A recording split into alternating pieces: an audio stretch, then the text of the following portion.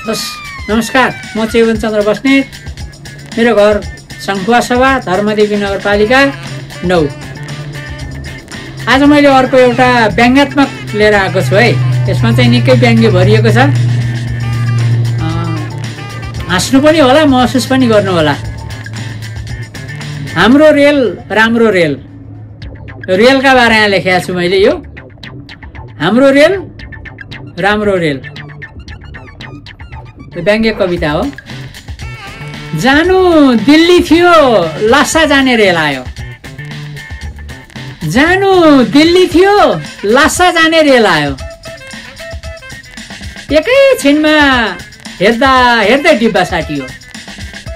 म दोधारमा परेँ, कता जान्छ कता लान्छ। मुगलिनको रेलवे स्टेसन खचाखच थियो। मुगलिनको रेलवे स्टेसन खचाखच थियो। बाटो कुन समात्ने हो थाहा नै थिएन। एकातिरको लिक बलियो हुँदा अर्कातिरको लिक हल्लिरहेको देखे। तैपनि यात्रा त गर्नु नै थियो। जता जाने भए पनि छुट्ला कि भन्ने डरले रेल समाएरै बसेँ।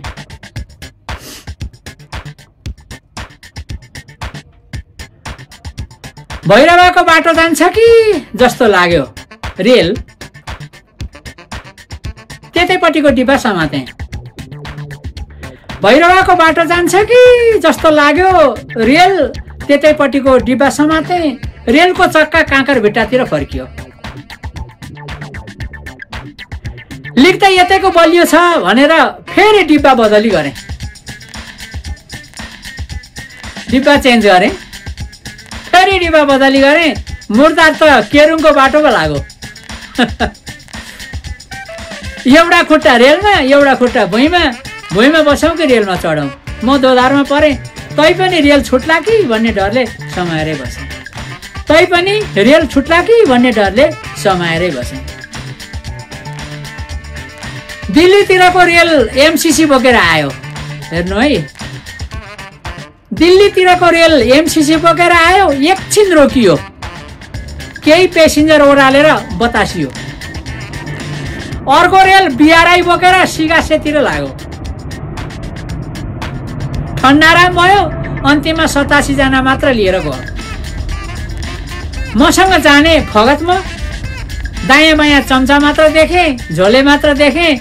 रेलको भित्ता फट्टाउँदै थिए। पुरानो याद आयो, म झलस्स भएँ। रेल छुट्ला कि भन्ने डरले समाएर बसेँ। रेल छुट्ला कि भन्ने डरले समाएर बसेँ। रेल